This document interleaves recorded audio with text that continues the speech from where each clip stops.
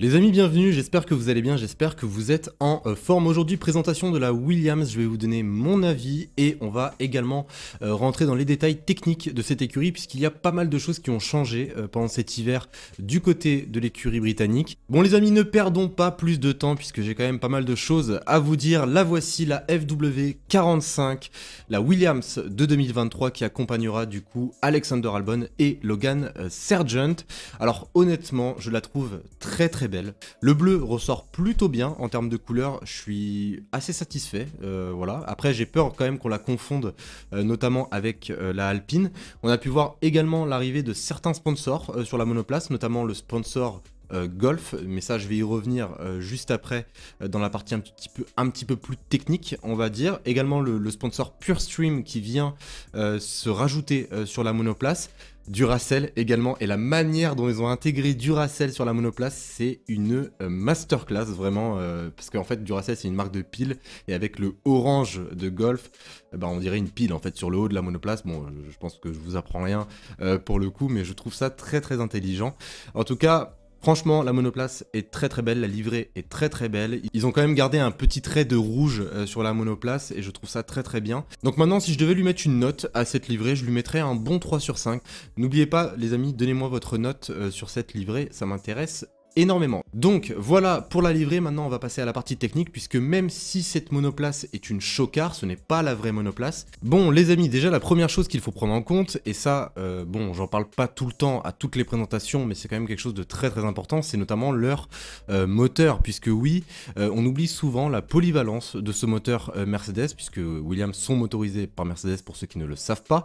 En 2022 c'était très bien, c'était un très bon moteur. En 2023 je pense et j'estime que ça sera également le cas, c'est un moteur extrêmement fiable et très performant, on a pu le voir et le constater en 2022. Pourquoi est-ce que je vous parle du moteur? Puisque d'après certaines sources, eh bien il devrait y avoir de nouveaux pontons sur cette Williams qui permettrait de mieux optimiser le refroidissement du bloc propulseur. Donc je pense que ce seront des pontons un petit peu plus élargis, un petit peu plus grands pour qu'il y ait plus d'entrée d'air pour pouvoir un petit peu mieux refroidir le moteur. Mais je pense que ça sera une très bonne chose pour Williams en 2023. Après, j'ai vraiment hâte de voir les essais de pré-saison pour pouvoir un petit peu mieux se fixer sur les performances réelles de cette monoplace. Par rapport aux performances, Williams en 2022, c'était quand même très compliqué. Voilà, c'était pas tout le temps dans les points. Il termine dernier en tant qu'écurie. Donc c'est dur, c'est même une régression par rapport aux saisons précédentes. C'est vraiment dommage puisque on a bien pu constater qu'en termes aérodynamiques, ils s'en sortent plutôt bien. On a bien pu le constater notamment à Monza, mais vraiment ce qui cloche, je pense, c'est la stabilité voilà, de cette monoplace. C'est une monoplace qui a l'air véritablement instable dans son comportement, donc j'imagine que en 2023 ils vont essayer de pallier toutes ces petites faiblesses pour espérer rendre cette monoplace viable, notamment pour leurs pilotes. Alors voilà les amis, concernant la partie technique, maintenant on va s'intéresser un petit peu plus à l'humain. Donc déjà on va parler des changements. Alors déjà la première chose qu'on peut voir, c'était seulement que des rumeurs il y a quelques jours de cela. Maintenant c'est désormais officiel, et bien la société Golf va du coup accompagner Williams pendant cette saison 2023. Golf, pour ceux qui ne savent pas ce que c'est, eh bien c'est une société pétrolière qui sont quand même habitués à faire des associations, des partenariats avec des écuries, enfin notamment dans le domaine de l'automobile en général. Donc c'est une très bonne chose, puisque je rappelle qu'avec la perte de Nicolas Latifi, eh bien il y a pas mal de sponsors qui ne sont plus sur la monoplace, notamment le sponsor Lavazza qui rapportait énormément de moyens financiers à Williams pendant les dernières années. Autre chose également à savoir, et ça c'était pendant tout l'hiver, eh bien nous avons appris que Monsieur Capito ne continuera pas l'aventure avec Williams, donc il fallait le remplacer. Et bien c'est nul autre que James Wolfe qui le remplace. Pour ceux qui ne connaissent pas le parcours de James Wolfe, eh bien il est très simple. Il était chez Honda Racing, enfin il a commencé chez Honda Racing, puis ensuite il est passé chez Braun GP, écurie championne du monde, puis ensuite chez Mercedes de 2010 à 2022.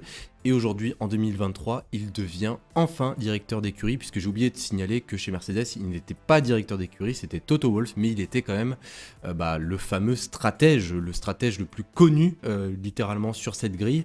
Donc pour moi c'est une très bonne chose, ça va ouvrir d'autres perspectives à Williams, en dehors d'être un stratège extrêmement expérimenté, mais aussi d'une expérience d'une autre écurie telle que Mercedes, une écurie qui a tout raflé, qui a connu des succès exorbitants pendant cette ère moderne. Donc je pense que ça peut forcément leur faire du bien. En tout cas, vous me dites, les amis, ce que vous en pensez. En termes de pilote, Alexander Albon va continuer l'aventure avec Williams. Alexander Albon qui sort d'une très bonne saison 2022. Donc je pense que ça va se répéter en 2023, en tout cas, du moins je l'espère pour lui.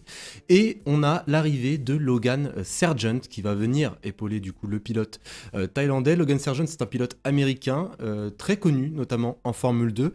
Personnellement, je ne le voyais pas arriver chez Williams aussi rapidement, je vais pas vous mentir, mais je pense que ça peut être une bonne chose, notamment pour la popularité de Williams dans le monde. Il faut savoir que l'année prochaine, on a quand même 3 grands prix aux États-Unis. Qui dit pilote américain dit également plus d'engouement, que ce soit pour Williams ou pour la Formule 1 en général, donc je trouve que c'est une très bonne chose également. Et pour terminer en beauté, les amis, j'aimerais juste vous citer les propos de James Folse, tout simplement. Je suis impatient de commencer ma mission avec Williams. C'est un honneur de rejoindre cette équipe qui a un patrimoine extraordinaire. Williams est une icône de notre sport. Donc voici les propos de James Folse qui encensent bien évidemment sa future écurie, et il a bien raison, puisque oui, ses paroles sont vraies. Williams, on en oublie souvent la véritable identité due à ces dernières années qui ont été très difficiles, mais Williams, ça reste une des plus grandes écuries. D'ailleurs, j'ai moi-même fait un quiz sur mon Instagram, je vous invite à aller le faire, et vous allez pouvoir constater que par vous-même, pour ceux qui ne connaissent pas véritablement bien cette écurie, que Williams, c'est très fort, et on espère bien évidemment qu'ils vont revenir aux avant-postes. En tout cas, voilà les amis, concernant cette Williams FW45, vous me dites ce que vous en pensez, n'oubliez pas votre note sur cette livrée. Et sur ce les amis, eh bien, je vous souhaite une excellente journée, une excellente soirée, prenez soin de vous, et je vous dis à demain. Salut tout le monde.